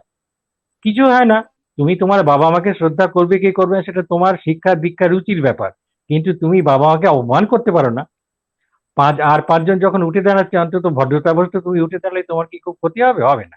কিন্তু এই যে বোধ, এই বোধটা হচ্ছে সামাজিক মূল্যবোধ। এটা আইন দিয়ে হয় না, এটা সংবিধান দিয়ে হয় না, এটা সামাজিক শিক্ষার মধ্যে দিয়ে আসে। কাজে একদল লোক আছে তারা যেই মুহূর্তে জনগণমন শুনতে পারলো সঙ্গে সঙ্গে তারা উঠে দাঁড়ান, এবং যারা আরেকটু দেশপ্রেমিক তারা তার সঙ্গে গলায় সুর মেলান, এটা আমরা দেখেছি। আবার যেমন লোক আছেন যে তাতে কি হলো, আমি যদি না উঠাই আমি কি অশ্রদ্ধা করলাম? শ্রদ্ধা এটা হচ্ছে প্রতীকী ব্যাপার। আমরা যে হাত জোর করে নমস্কার করি তাতে কি হয়? দু হাত জোর করলাম কি তাতে কি ভক্তি প্রকাশ পেল না? ওইটা হচ্ছে একটা সিম্বল। তো এই সিম্বল গুলো মানা না মানার মধ্যে কিন্তু কর্তব্য আছে। আর দু একটা অধিকারের কথা উল্লেখ করে শেষ করে দেবো। এইবার সরকারের কিন্তু মস্ত বড় দায়িত্ব, 3 নম্বর, প্রোটেক্ট দি সভারেন ইন্টিগ্রিটি। এ সরকার ছাড়া কারোর পক্ষে সম্ভব না। হ্যাঁ, কিন্তু তাই বলে দেশের মধ্যে কিছু লোক যদি মনে করে থাকে যে আমি দেশকে ভাঙবো, হ্যাঁ, আমি রাইট টু সেসেশন নিয়ে বলতে থাকবো যে ইচ্ছে করলে আমি দেশ থেকে বেরিয়ে যাব, হ্যাঁ, এইরকম কথাবার্তা যারা বলবেন বা এরকম অবস্থান যারা নেবে তারা কিন্তু এই ডিউটিজ অফ সিটিজেন তারা পালন করছেন না বলে প্রমাণ হবে, এবং আশা করি সামাজিক প্রতিরোধের মুখে তারা পড়বেন। Protect and improve the national environment আজকে সারা বিশ্বের একটা মস্ত বড় এটা সমস্যা, যার ফলে অনেক রাষ্ট্র একত্র হয়ে আন্দোলনে সফল হয়েছে। একটি দুটি রাষ্ট্র ছাড়া এখন সমস্ত পৃথিবীর দেশগুলি সম্মত হয়েছে যে যেভাবেই হোক তারা বায়ু দূষণ রোধ করবেনই, এবং তারা প্রতিজ্ঞাবদ্ধ হয়েছেন এবং করছেনও। এবং তাদেরকে বলে দেওয়া হয়েছে যে 2020 সালের মধ্যে যদি না পেরে থাকো, বলা হয়েছিল 2020 সালের মধ্যে করতেই হবে, যদি না পেরে থাকো বছর বছর কতটা করলে জানাও, তুমি রাষ্ট্র, তুমি সার্বভৌম, তাহলেও তুমি এই থেকে রেহাই পেতে পারো না। তো সেই হিসেবে বলবো যে এটা আমাদের ডিউটির মধ্যে অন্তর্গত করে, হয়তো সংবিধান প্রণেতারা গোড়াতে করেননি, ভেবেছিলেন স্বাভাবিকভাবেই এগুলো পালিত হবে, তা হয় না। কাজেই 42তম সংশোধনের ফলে এই যে ডিউটিস গুলো এলো, তার ফলে আমি মনে করছি যে এটা ভালোই হয়েছে। অন্তত বিচারালয়ে সবসময় এদিকে লক্ষ্য রাখবেন যে, যেমন ধরুন এই যে বায়ু দূষণের ফলে একটা বিশেষ পুজো নিয়ে একটা প্রচন্ড গোলমাল পশ্চিমা কলকাতা শহরে তো হয়ে গেল। গত বছর তারা হাইকোর্টের নির্দেশ পর্যন্ত অমান্য করলে। আমি এই প্রসঙ্গে বলবো যে শুধু এই পুজো নয়, অনেকগুলো ক্ষেত্রে হাইকোর্টের নির্দেশ সরকার নিজেই অমান্য করে। এটা কিন্তু দায়িত্বহীনতার মস্ত বড় পরিচয়। হ্যাঁ, আর সবশেষে যেটা হচ্ছে যে টু সেফগার্ড পাবলিক প্রপার্টি। দেখুন, জনগণের সম্পত্তি বলি, কিন্তু জনগণের সম্পত্তি বলে আমি সেটাকে ভাঙচুরও করতে পারি না, বাড়িতে নিয়েও আসতে পারি না। হ্যাঁ, রেলের কামরায় ভালো নতুন পাখা লাগানো হয়েছে, হ্যাঁ, রেলের সম্পত্তি জনগণের সম্পত্তি বলে আমি পাখাগুলোকে খুলে নিয়ে গেলাম বাড়িতে, তা তো হয় না। আর কিছুদিন আগেই একটা সাংঘাতিক কাণ্ড পশ্চিমবঙ্গে ঘটে গেছে, আমি সেটা উল্লেখ করবই। সেটা হচ্ছে যে কেন্দ্র একটি বিশেষ আইন প্রণয়ন করতে চলেছেন এবং সেটা প্রণীত হয়েছে, সেটির নাম হচ্ছে ন্যাশনাল সিটিজেনশিপ সংক্রান্ত প্রশ্ন। ঠিক আছে, সেই আইনের বিরোধিতা অসংখ্যবার করা যায়, তার অন্য রকমের ফোরাম আছে, কিন্তু আন্দোলন চালাবার নামে যেভাবে পশ্চিমবাংলার অন্তত গোটা কত বড় বড় রেল স্টেশন যেভাবে তাণ্ডব করা হয়েছে, রেল স্টেশনের সম্পত্তি নষ্ট করা হয়েছে, ভাঙচুর করা হয়েছে, রেল লাইন উপড়ে ফেলা হয়েছে, এই ধরনের কাজ কিন্তু নাশকতামূলক কাজের মধ্যে পড়ে, এবং সেদিক থেকে আমাদের যে কঠোর আইন আছে এটা প্রয়োগ করা ভয়ানক দরকার ছিল। অনেক কথা বলে ফেললাম, আপনাদের হয়তো বেশি সময় নিয়ে ফেলেছি, কিন্তু এগুলো না বলেই নয়।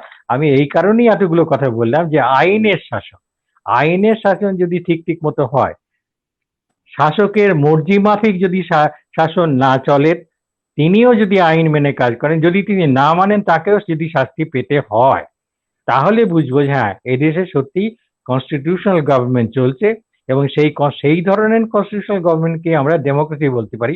বাকিগুলো ডেমোক্রেসির ছদ্মবেশ মাত্র। আপনাদের সকলকে ধন্যবাদ জানিয়ে আমার বক্তব্য শেষ করছি। আপনাকেও অনেক ধন্যবাদ। আপনার কথা ভীষণ ভালো লাগলো, এত স্বাভাবিক, এত সুন্দর, খুব ভালো লাগলো। অনেক ধন্যবাদ। আচ্ছা, আমি আসছি এবার প্রফেসর সৈকত মৈত্রর কাছে। এতক্ষণ ধরে আমাদের এই সাংবিধানিক প্রেক্ষাপটে যেটা আলোচনার মুখ্য বিষয়বস্তু বারে বারে এসেছে, সামাজিক মূল্যবোধ, সামাজিক প্রেক্ষাপট, আমাদের ভূমিকা, প্রত্যেক নাগরিকের ভূমিকা, ইত্যাদি ইত্যাদি। তো আপনারা তো প্রচুর ছাত্রকে মানে পড়ান, তো তাদের মধ্যে এই বোধগুলো কিভাবে জাগ্রত হচ্ছে, বা সাংবিধানিক দায়িত্ব, কর্তব্য, এই ব্যাপারগুলো তাদের মধ্যে কতটা লক্ষ্য করছেন, বা এই জিনিসগুলোকে জেনারেট করার জন্য আপনারা কি করছেন, একটু যদি বলেন। এক্স্যাক্টলি, খুব ভালো প্রশ্ন।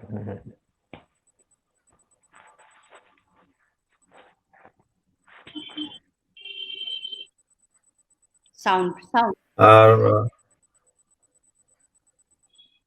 শোনা যাচ্ছে তো?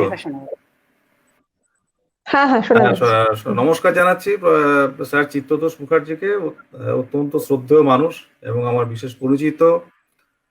আর রাধারমণ বাবু এতক্ষণ খুব সুন্দরভাবে বলেছেন।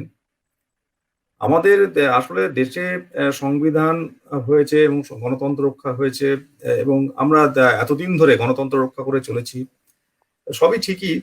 কিন্তু আমাদের দেশটার একটা কিছু আমাদের বৈশিষ্ট্য রয়েছে। এত বড় দেশ এবং এত জনসংখ্যা, এখানে কিন্তু দেখা যায় যে অনেক ক্ষেত্রে অনেক জিনিস কম্প্রোমাইজড হয়ে যায়। আমাদের বিশেষ করে যেটা সমস্যাগুলো হয়, যেটা এখন একটা নতুন কথা, নেক্সাস বলে একটা কথা আছে, সেই নেক্সাসটা কিন্তু মানে হচ্ছে এই যে জল, বায়ু, ইকোলজি, এগুলোর মধ্যে কিন্তু একটা নেক্সাস রয়েছে, মানে ফুড, খাবারের সঙ্গে, কর্মসংস্থানের সঙ্গে, পরিবেশের সঙ্গে, এর মধ্যে কিন্তু একটা নেক্সাস, মানে একদিকে বাড়াতে গেলে আরেকদিকে কিন্তু কম্প্রোমাইজ করতে হচ্ছে। এটা আমরা দেখছি যে বিশেষ করে যত বেশি প্রযুক্তি এগোচ্ছে, যত বেশি নগরায়ন হচ্ছে, তত তো পরিবেশের উপর চাপ বাড়ছে, তত বেশি কিন্তু দেখা যাচ্ছে যে দূষণ হবেই, দূষণ তো হচ্ছেই। এবং এখানে জলের যে ব্যবহার, জল যে অপ্রতুল হয়ে যাচ্ছে, এইগুলো তো আগামী দিনে সংকট তৈরি করবে। আমাদের যে সমস্ত আমাদের যে অধিকারের মধ্যে পড়ে, যেটা বললেন যে মুক্ত বাতাস, নির্মল জল, কিন্তু সেগুলো দেখা যাচ্ছে বেশিরভাগ ক্ষেত্রেই এগুলো আমাদের যে উন্নয়নের পথে চলতে গিয়ে আমাদের প্রত্যেক মানুষকে তাদেরকে আর্থিক দিক থেকে ক্ষমতাবান করার জন্য যদি একটা আমাদের উদ্যোগ নিতে হয়, দেখা যায় অন্যদিকে তার একটা প্রভাব পড়ে যায়। এটা গেল একটা দিক। আমাদের শিক্ষার মধ্যে, বিশেষ করে আমাদের শিক্ষা তো আমি যে বিশ্ববিদ্যালয়ে আছি, সেই শিক্ষার মুখ্য উদ্দেশ্যই হচ্ছে যে মানুষজনকে আরো বেশি কাজের সুযোগ করে দেওয়া, এবং যাতে করে তারা আর্থিকভাবে স্বনির্ভর হয়। সেখানেও দেখা যাচ্ছে আমাদের যে কারিকুলাম রয়েছে, আমরা যে পড়াশোনা করাচ্ছি, সেখানে নানা রকম ভাবে এই সংবিধান বলুন বা আমাদের পরিবেশ, এসব নিয়ে আমাদের প্রযুক্তির মধ্যেও এগুলো একটা ছাত্রদের পড়াশোনা করতে হয়। আমরা একটা উদ্যোগ নিয়েছি, সেটা ইঞ্জিনিয়ারিং এবং আমাদের যে পেশাদারি অনুষ্ঠান বা প্রোগ্রামগুলো চলে, সেখানে ছাত্রছাত্রীদের একটা বিশেষ প্রকল্প তাদেরকে করতেই হয়, সেটাকে বলে ম্যান্ডেটরি অ্যাডিশনাল রিকোয়ারমেন্ট।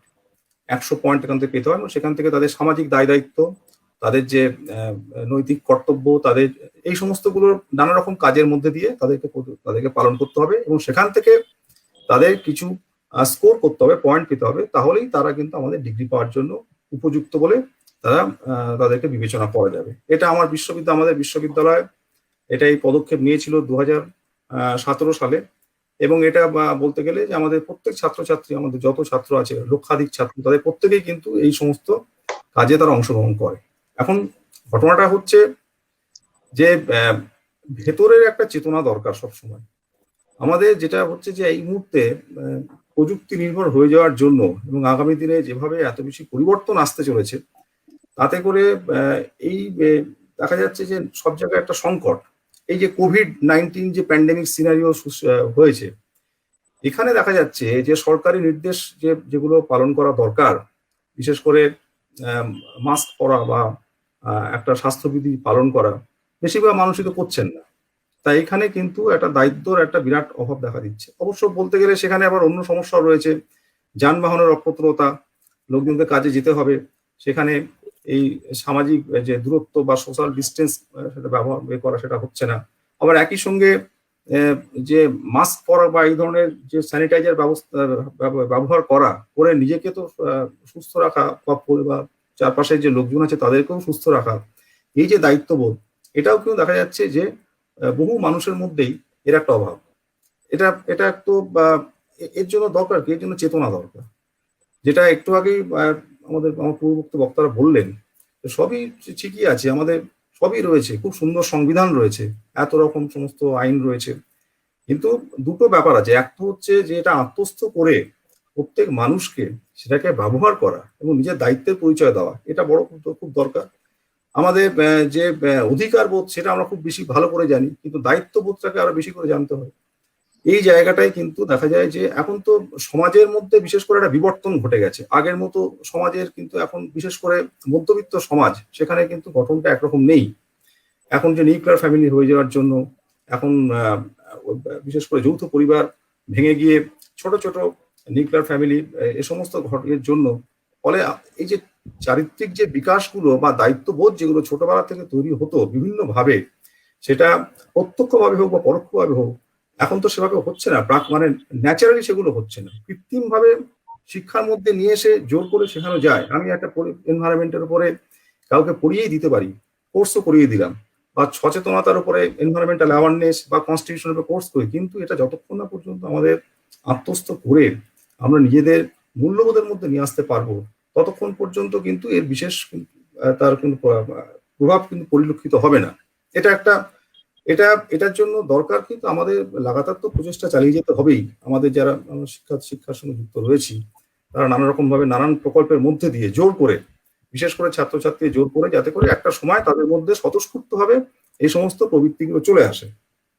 বিভিন্ন রকম প্রকল্পের মধ্যে ঢোকানো, সেখানে ইনসেন্টিভাইজ করা, যাতে করে আগামী দিনে একটা সময় ইনসেন্টিভটা আকর্ষণ হবে না, তখন তার যে তাগিদ, যে অন্তরের তাগিদ, সেটাই কিন্তু তার কাছে বেশি আকর্ষণীয় হবে।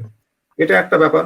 তার সঙ্গে সঙ্গে এই যে সব দিকেই বিশেষ আমাদের যে সমস্ত সমস্যাগুলো আগামী দিনে হতে চলেছে, যেমন ধরুন যে আমাদের ব্যক্তিগত তথ্যের যে সুরক্ষা, এটার একটা বিরাট কিন্তু আগামী দিনে সমস্যা হতে চলেছে।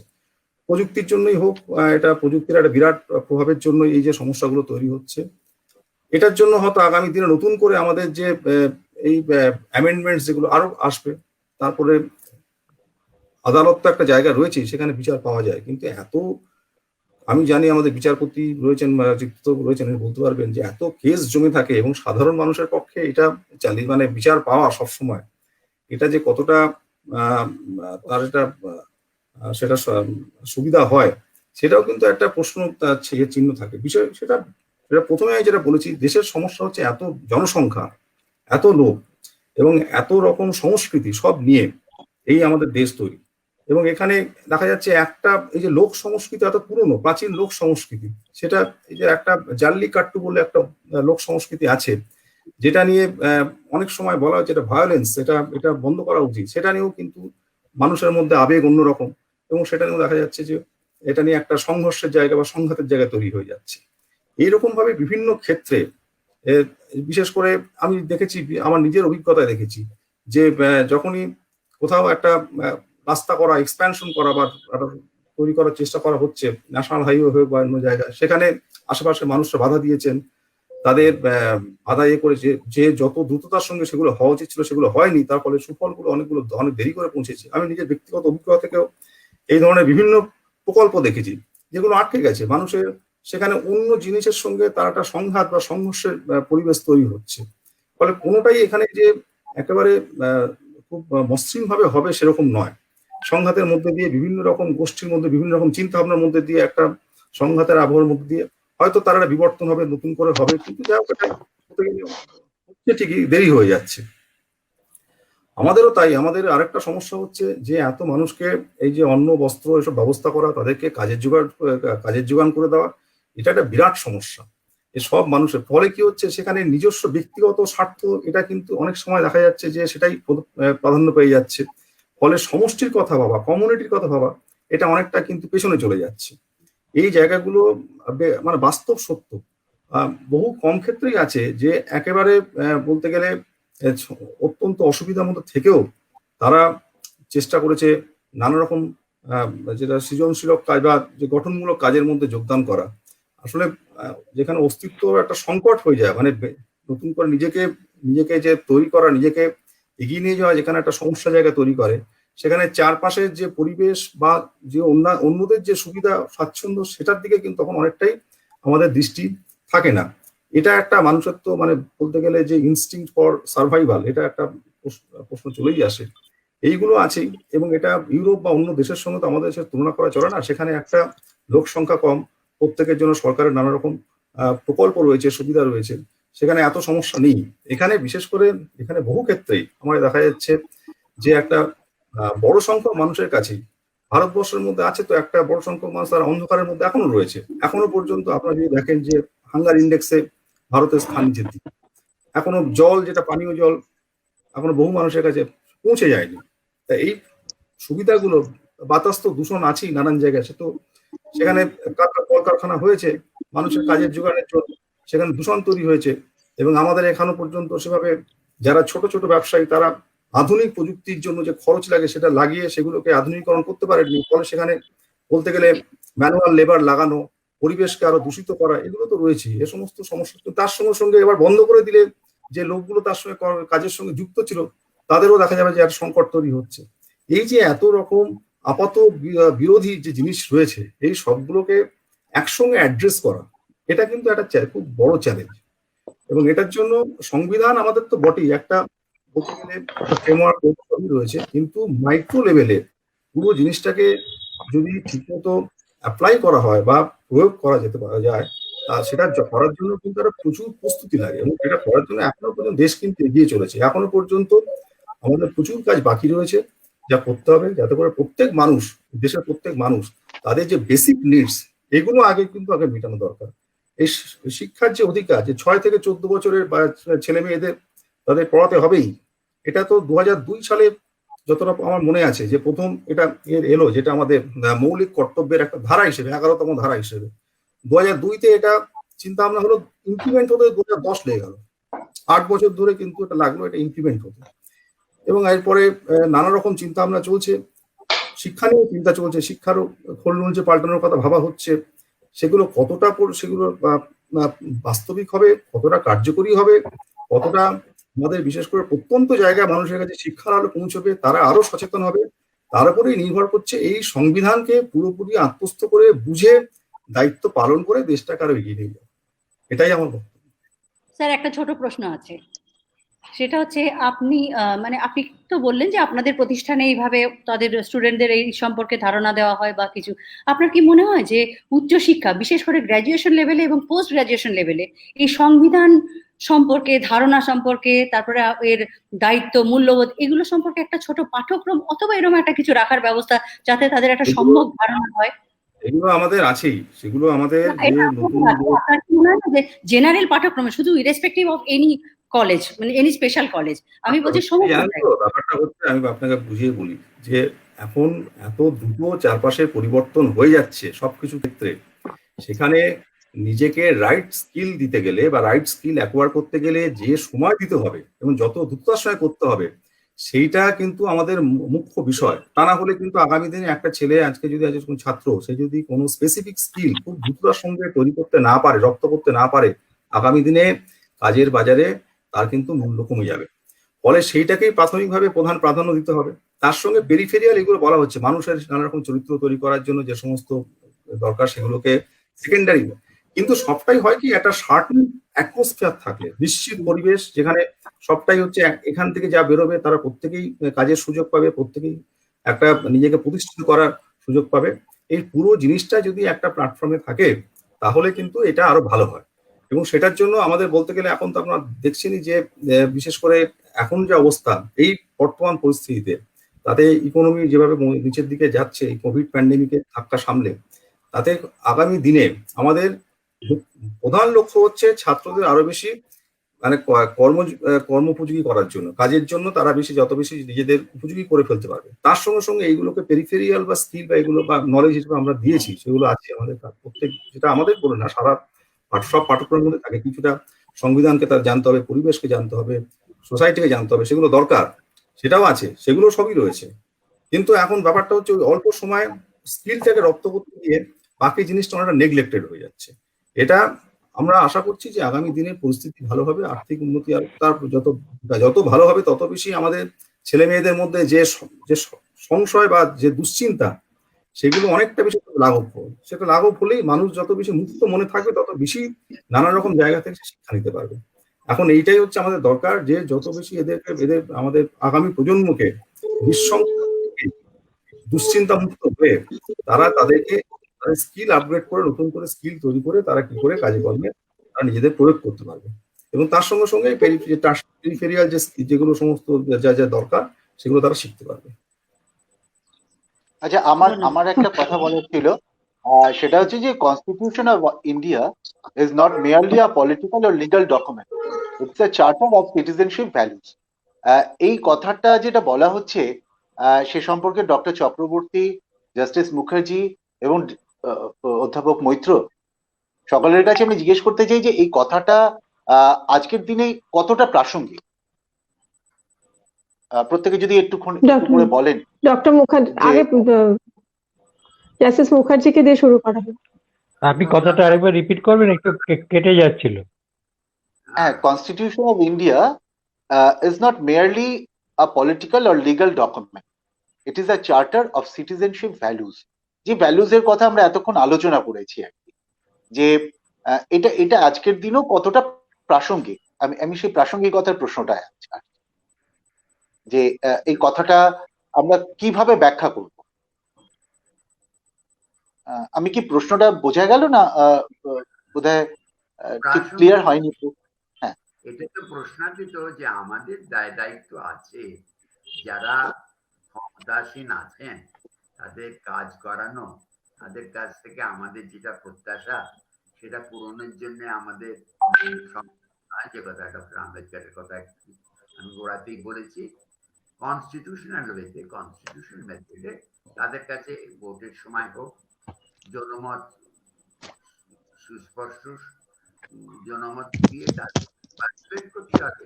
আমাদের সেন্সিটিভ গভর্নমেন্ট, আমাদের প্রতিনিধিমূলক আইনে তাদের আমাদের প্রতিনিধিদের মাধ্যমে আমাদের দাবি সোচ্চার করতে হবে।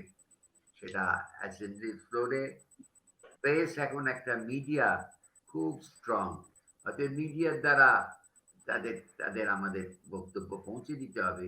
যারা ক্ষমতায় আছেন তাদের কর্তব্য পালনে বাধ্য করা। প্রফেসর চক্রবর্তী।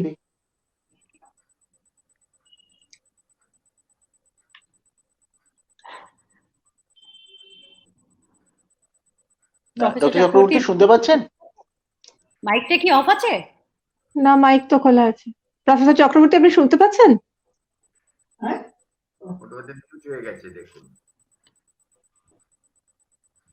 হ্যাঁ, আমি শুনতে পাচ্ছি, বলুন বলুন চক্রবর্তী।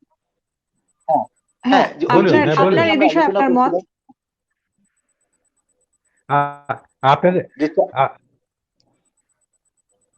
আপনাদের কথাগুলো খুব কেটে কেটে যাচ্ছে, আমি সেই জন্য ধরতে পারছি না যে কি বলতে চাইছেন। একটু ধীরে ধীরে বলুন, শুনি, তাহলে বুঝতে পারছিলাম না কি বলতে চাইছেন।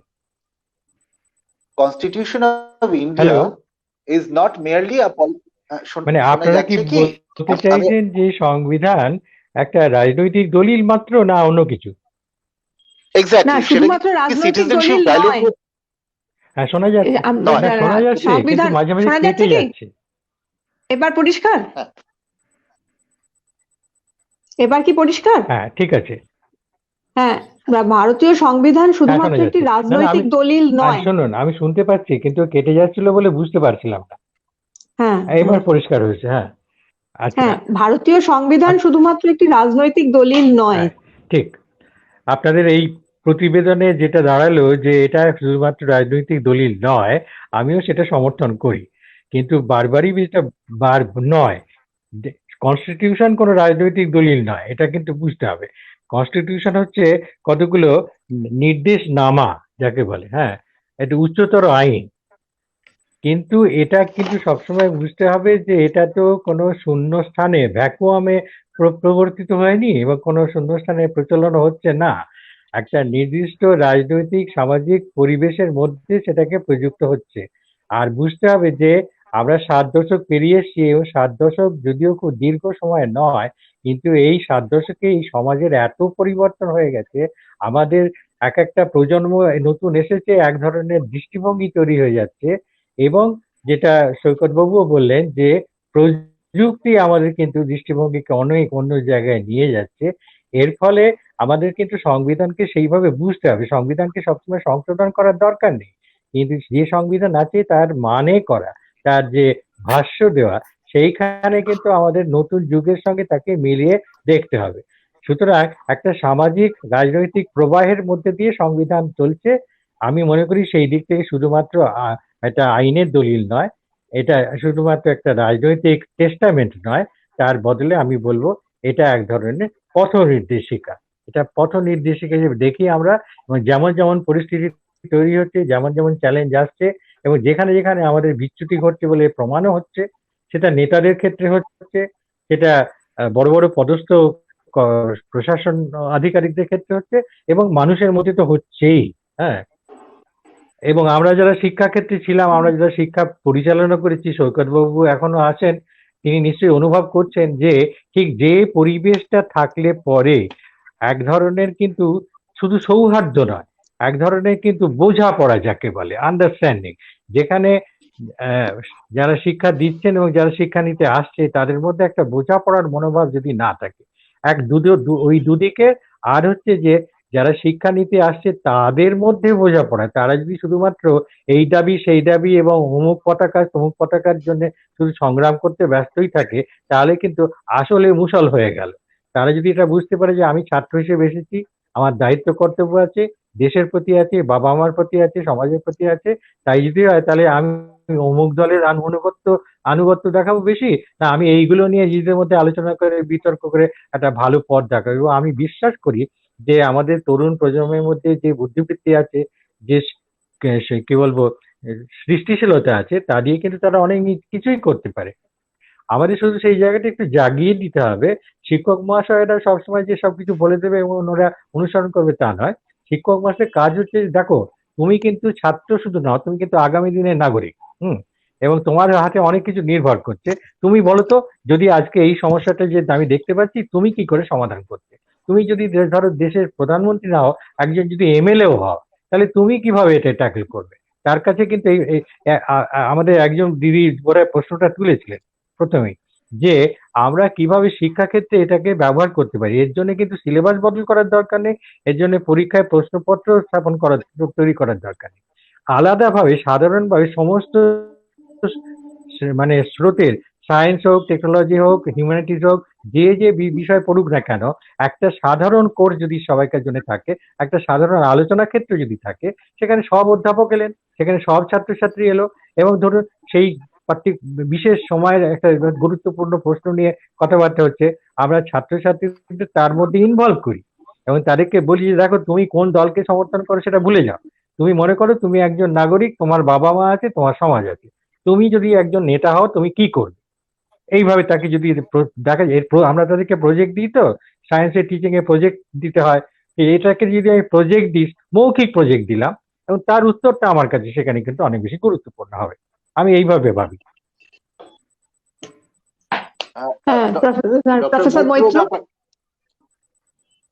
হ্যাঁ, যেটা স্যারেরা বললেন, বলুন, আমার এই বিষয়ে কিছু বলেন। হ্যাঁ, যদি স্যারেরা যেটা বললেন আমিও একই মত। যারা প্রশাসনে রয়েছেন তাদের তো সংবিধানকে রক্ষা করা, সংবিধান পালন করা একটা অবশ্য কর্তব্য। আর যারা আমাদের নবীন প্রজন্ম, তাদের জন্য যে তাদের তো বটেই, তাদের দায়িত্ববোধের সঙ্গে সঙ্গে এই দায়িত্ববোধ কিন্তু সমাজ, তাদের যে অভিভাবক অভিভাবিকা, শিক্ষক সবারই রয়েছে। একটা মানুষ যখন ছোট থেকে বড় হচ্ছে, সে তো চারপাশের পরিবেশ থেকেই সে তো গ্রহণ করে, এবং সেখান থেকে তাকে তৈরি করা, তার মধ্যে সমস্ত কিছু দায়িত্ব বোধ, এই সৌভাগ্য থেকে শুরু করে তার যে চেতনা, চিন্তা ভাবনার উন্মেষ ঘটানো, এটার এই কর্তব্য কিন্তু সবার মধ্যে, একটা সমাজের একটা সামগ্রিক একটা কিন্তু কর্তব্যের মধ্যে পড়ে এটা। এবং এর পরে আমরা যদি আচমকা মানে আশা করতে পারি না যে একটা পরিণত বয়সে কোনো ছাত্র, তার কাছ থেকে আমরা ভাববো যে তার মধ্যে শ্রদ্ধা, যে ভক্তি, তার মধ্যে চেতনা, তার মধ্যে যে দায়িত্ববোধ, এগুলো আরো বেশি করে বিকাশিত হবে না। সেটা অল্প বয়স থেকে বা ছোটবেলা থেকে এদের মধ্যে এই জিনিসগুলো কিন্তু নানা রকম ভাবে সবসময় যে একটা প্রথাগত ভাবে পড়াশোনা করে জোর করে সেই তোতা কাহিনীর মতো গিলিয়ে তা করার দরকার নেই। নানা রকম কাজের মধ্যে দিয়ে, নানা রকম আলোচনার মধ্যে দিয়ে, সেটা আমরা যেমন করি, আমাদের যেটা একটু আগে আলোচনা হচ্ছিল যে কোন রকম প্রোগ্রাম বা কোর্স এরকম ভাবে করা যায় কিনা। প্রোগ্রাম কোর্স সবসময় যে একটা ফর্মালি করতে হবে তার কোনো মানে নেই। আমাদের যে আলোচনা, চিন্তা ভাবনা, ডিবেট, যেখানে পার্সোনাল ডেভেলপমেন্ট হয়, সেখানে এই সমস্ত আলোচনা রাখা, সেই আলোচনার মধ্যে দিয়ে প্রত্যেকেই যাতে নিজের চিন্তা ভাবনা, তাদেরকে ইনপুটস দেওয়া এবং সেখান থেকে তারা যাতে আরো বেশি চিন্তা ভাবনার খোরাক পায়, নতুন করে নিজেরা ভাবতে শেখে, এবং তার সঙ্গে সঙ্গে আরো চারপাশে যারা আছে মানে তাদের যারা পিয়ার, সবার সঙ্গে একসঙ্গে বেড়ে ওঠে। এটা কিন্তু একটা বিরাট কিন্তু আমাদের কাজ। এবং সেই সংস্কৃতি বা সেই কালচারটা কিন্তু খুব অল্প বয়স থেকেই, আমাদের ছোটবেলা থেকে, ছাত্র বয়স থেকে এখন যেটা হয়েছে, যেহেতু সুযোগ সুবিধা কম, স্বার্থপর হতে শেখানো, এইটা কিন্তু এখন আর করলে হবে না। আগে যেটা হতো যে সুযোগ কম, যে তুমি যা জানো তোমার মধ্যে রাখো, কারোর সঙ্গে তুমি ভাগ করো না, এবং তুমি নিজের যে কেরিয়ার বা নিজের ভবিষ্যৎ নিয়ে সবসময় ভেবে থাকো, চারপাশে তাকানোর দরকার নেই। এই যে শিক্ষাটা কিন্তু একদম খুব অল্প বয়স থেকে এই শিক্ষার বীজ কিন্তু পুঁতে দেওয়া হচ্ছে, এবং এখান থেকেই কিন্তু দেখা যাচ্ছে পরবর্তীকালে আমরা ভাবছি যে সে দায়িত্ববান হবে, তার সহানুভূতি বেশি থাকবে, সহমর্মিতা বেশি থাকবে। এটা হবে কি করে যদি আমরা এই অল্প বয়স থেকে এই শিক্ষার বীজটা পুঁতে দিয়ে থাকি।